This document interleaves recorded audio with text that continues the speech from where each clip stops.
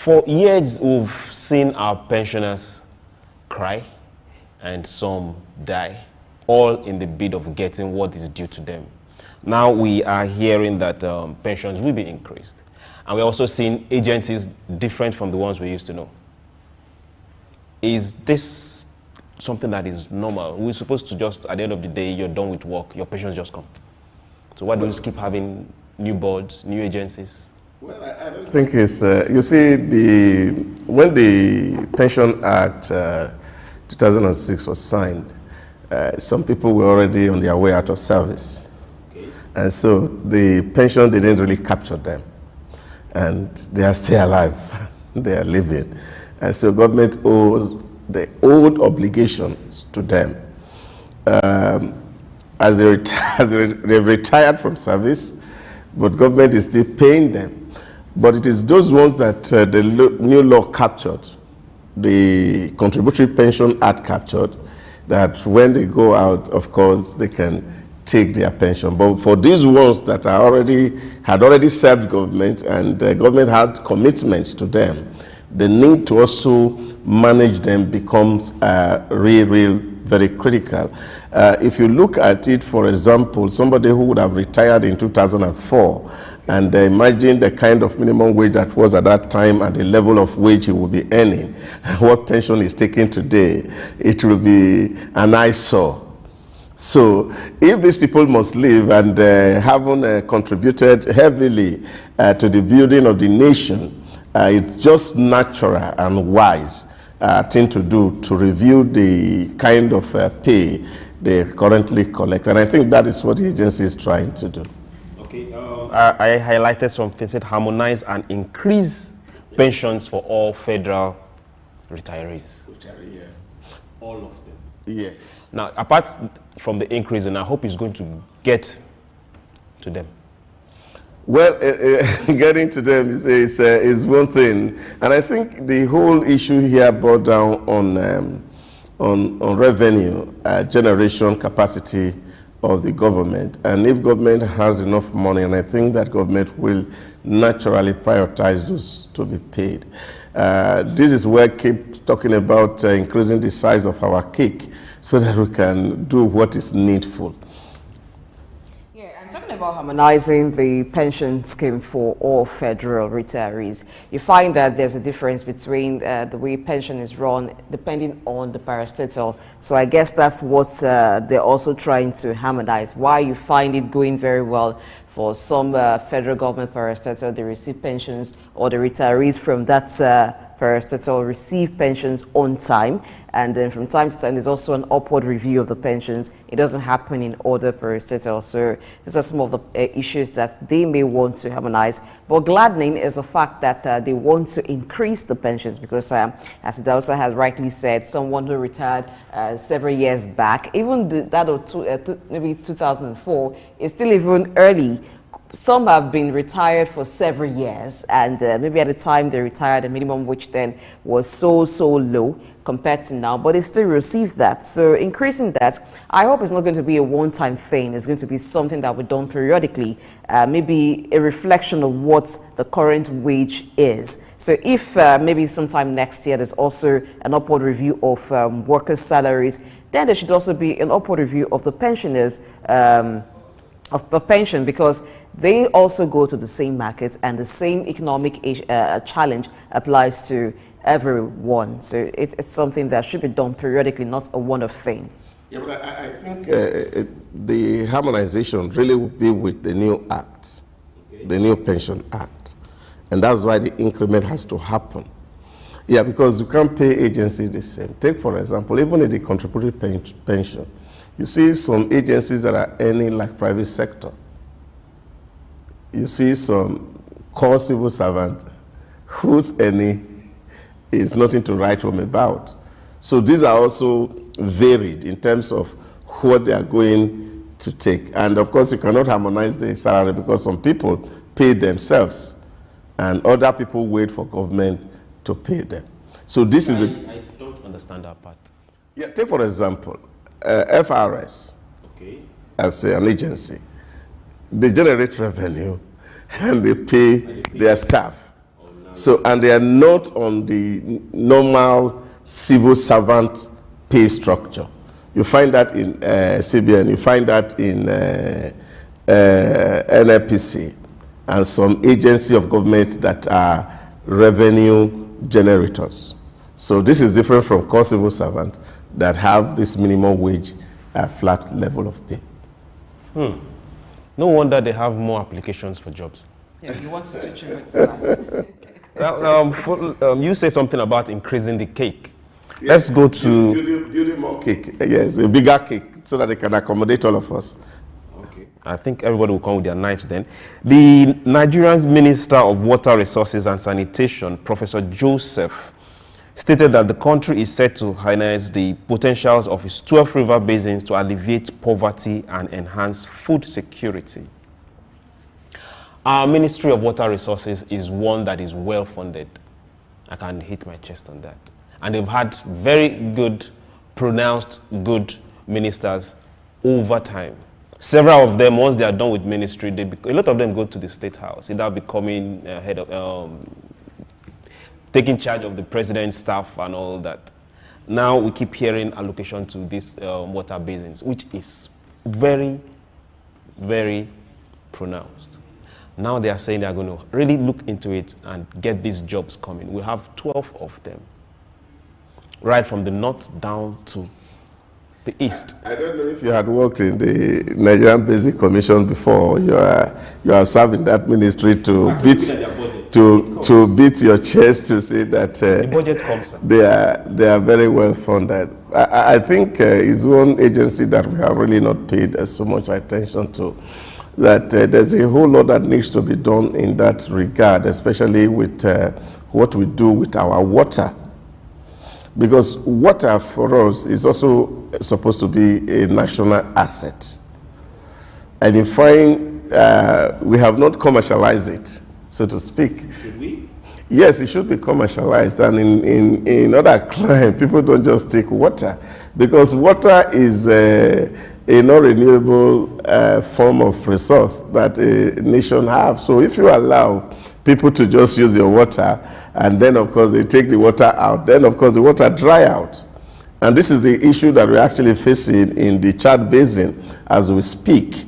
That the water, of course, you had used it for irrigation, there was no control, no rules, and then of course the water is dried. Now what do you have? You're seeing that in the whole of the Northeast, the rate of desertification is massive, which is chasing people away from their natural habitat and pushing them down, which is also responsible for some of the land crises that we have had, the farmer headers crisis, because people who are here that live in those parts of the world are moving now into the middle belt, and this creates a crisis of migration. And this is because that water resources was not properly managed. I remember in 2015 when the president came in, then President Muhammadu Buhari came in, before the appointment of the minister, he had this retreat with permanent secretaries to actually know the state of things. And I remember in one of those meetings, the permanent secretary, Ministry of Water Resources, was actually presenting a paper on the state of things. And then the president stopped him halfway and asked, there was a certain report that I found when I went to Sandals to study, and this was done by the United Kingdom. And they did the research, and they said that the Chad Basin was going to dry, and they were trying to hazard a guess of its impact on both Niger, Chad, and Nigeria. So he said he found it interesting, so he brought it home and then gave it to then President Mohamed Obasanjo. And then Obasanjo looked at it as the military head of state, and then Nigeria conducted the research. And it was very clear about the data. I said they spent about 55 million then to conduct that survey to see what was going to happen. That when the result came, that thing was gazetted, but no action was taken. So he was asking the permanent secretary that they should go and look for the report. So these are the issues that you see around the management of the body of water in Nigeria. And I think that we need to do a lot more in terms of harnessing the resources, the water resources around us, and see how much money we can make out of it. And this also has the potential of actually taking people out of poverty. But again, this speak again, because yesterday you talked about sanitations and water resources, and these are other things that our government must also be looking into, so that rather than people do borehole indiscriminately, we can actually tap into the body of water and then see how we can get clean water, drinkable water for Nigerians. And this should also be within the purview of the Ministry of Water Resources. Yes, you've said it all, because just 2 days ago, we talked about water resources, water and sanitation. So it's a challenge, but we have the resources if it can be used very well, and if it's a common pool, because a lot of commercial water factories that we have, they have access to these water basins as their resource, and people do whatever they like with water. But if you have the agency managing the activities around the river basins and all, then it helps us maximize the potentials that we can that comes from it, and helps us also supply the needed water for our daily consumption. But I don't know if the ministry can work with the water corporations that we used to have, or maybe a revamp of those corporations can be done, so that we have maybe a central or a government-run water corporation instead of individuals supplying themselves water, because that's one key area, or that's one important thing that they can do for Nigerians with the river basins that we have. And talking about commercial activities, yes, it's very possible for us to have lots of commercial activities happening around that area. And then for farms around that the river basin could supply, if it is structured, and then it's not everybody come and fetch as you want, everybody come and use as you want, it's going to be a good one. But basically, I think it also has highlighted most of the issues around that. Yeah, but so it's quite amazing. I remember late in the 70s, early 80s, even in the remotest of village, as far as my village was concerned, you turn on a tap in the street and you see drinkable water. You can feel the chlorine inside, healthy water. And this was almost everywhere. All these channels, I remember traveling close to Benin Republic, around the Ideoko border. I saw pipe-borne waters on the streets. And we're looking at 40 years after. We are relying on borehole. And even in that my community now, they are digging well to gather water to drink. What happened to the water that was there before? Of course, the pipes are still there. The, what they call it, the tanks are still there. Yeah, but the real issue is then, of course, there was not even electricity, because they were pumping this water with gas. From the waterworks? Yes, from the waterworks. And then all of a sudden, we can't see the water. And then, of course, people are still working in the water corporations. It's unbelievable. And getting science. Okay. I hope that you can reawaken some of these things, because it's not looking like rocket science to have it happen. Clean water is so unbelievable. Okay, let's look at the business part of the water basins.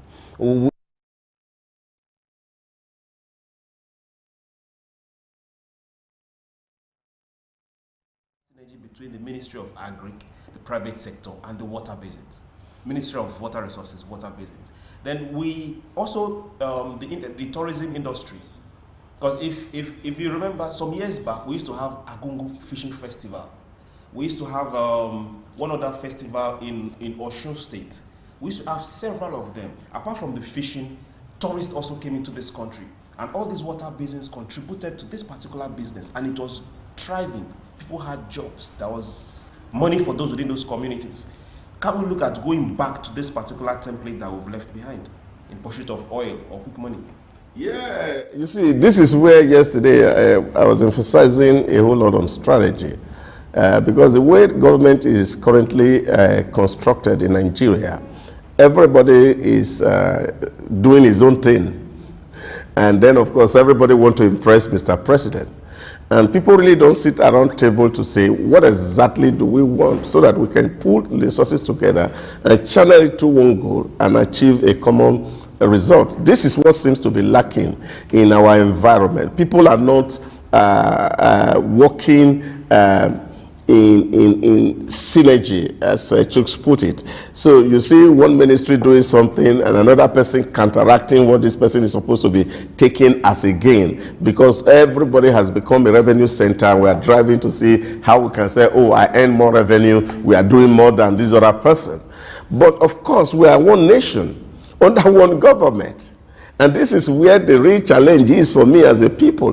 Why is it difficult for people to really sit around table to see what exactly do we want and how does each ministry and agency fit into this conversation? Some years ago, the United Kingdom, while they were trying, the United Arab Emirates, while they were trying to boost their tourism, and they asked a consultant from the UK and said, what are the factors responsible for the growth of tourism? And they said, oh, water is responsible because tourism flourishes around waterbeds. And said, okay, well, great, we don't have water.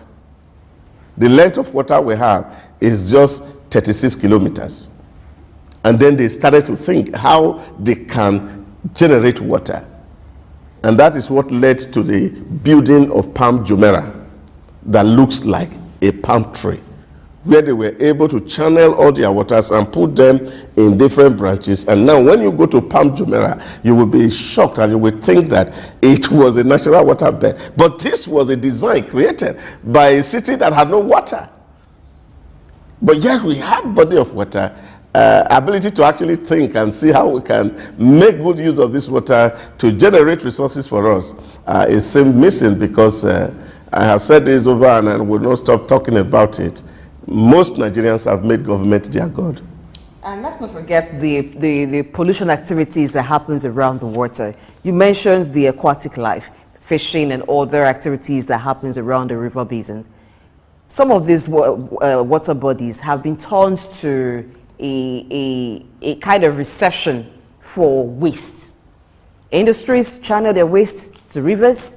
People by themselves take their waste, dump in rivers, because people have the mindset around here that the river cannot be polluted. It flows. So as it flows away. It flows away the waste to a different part, and then fresh water emerges. How they come by that thinking and how they go about doing things in that direction is something that I cannot actually pin down. But you find a lot of pollution activities happening around the rivers. Even if you go around Lagos and look at the sea and look at the ocean, you find a lot of debris, a lot of dirt around it. So these are part of the things that we should also be looking at, because they too can threaten whatever a tourist attraction, whatever commercial activity that will want to happen around there. So if the basins are poisoned without control, over time you won't have any life underneath.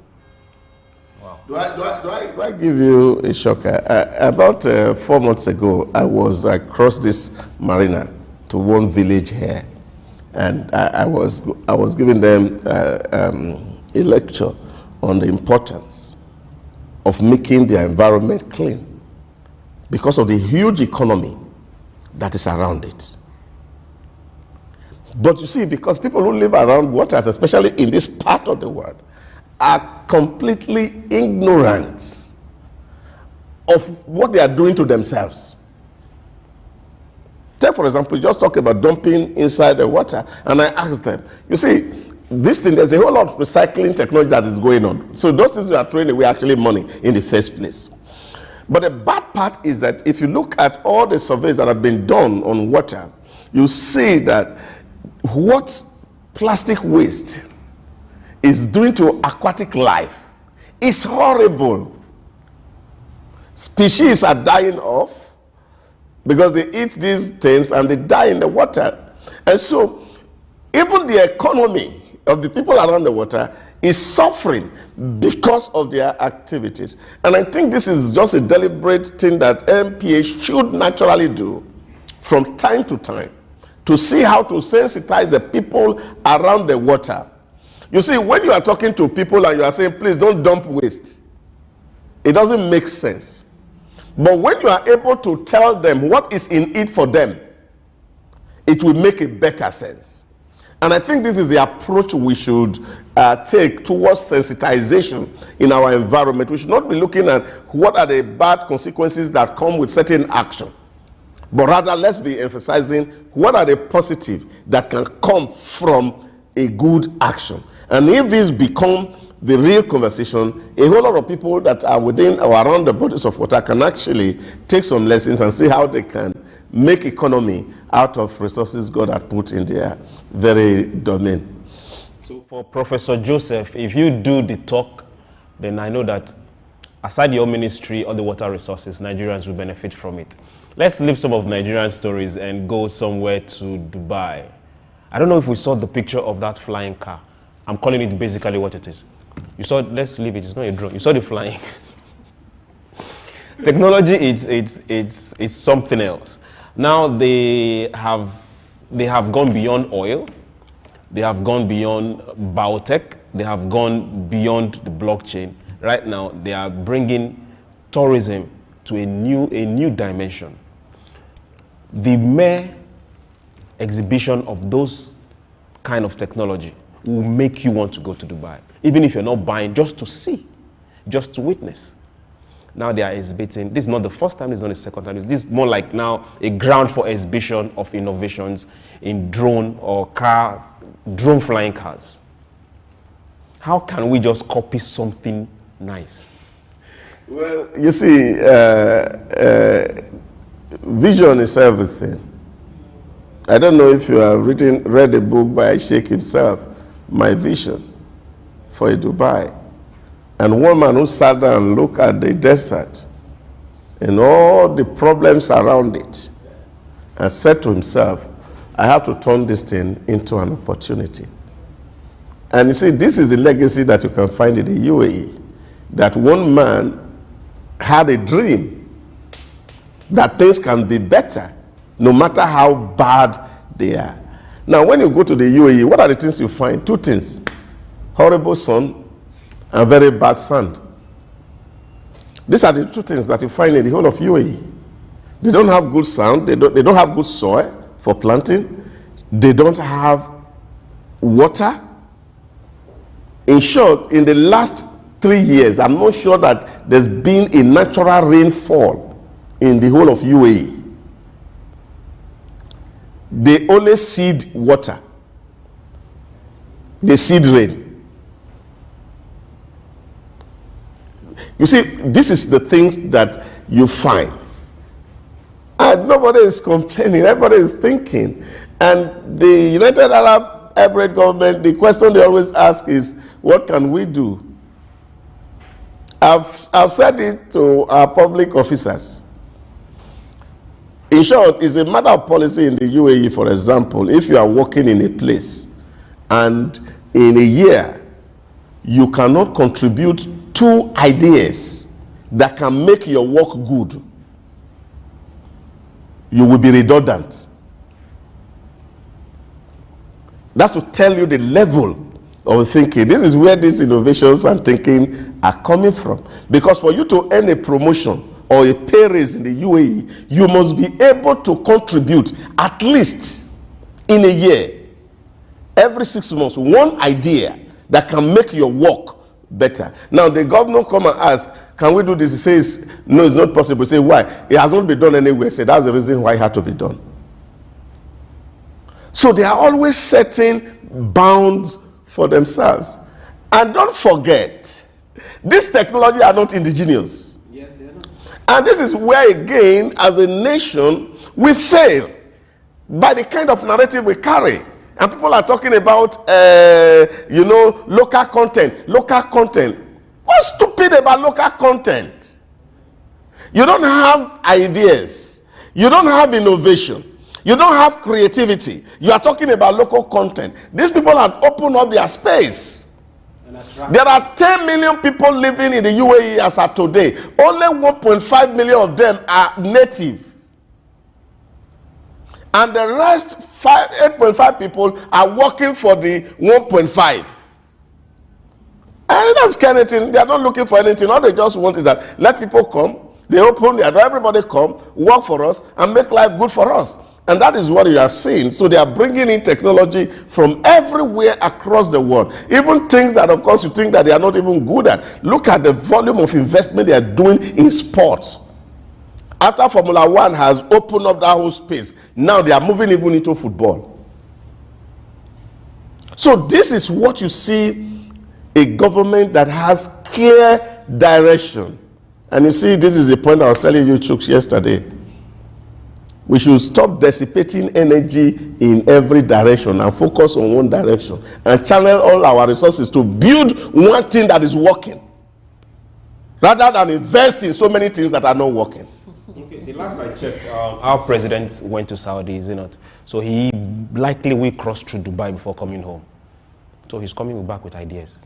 No. The last time, yes, he actually went to Dubai when he was coming back from, I think it was US and that conversation. But he's back to Dubai at the COP28 on the 28th of this month. That's about 2 weeks from now. They will be back there talking about climate issues. And then, of course, you can see new things that are emerging. In short, as a matter of fact, Dubai just opened up a tropical African site in Dubai.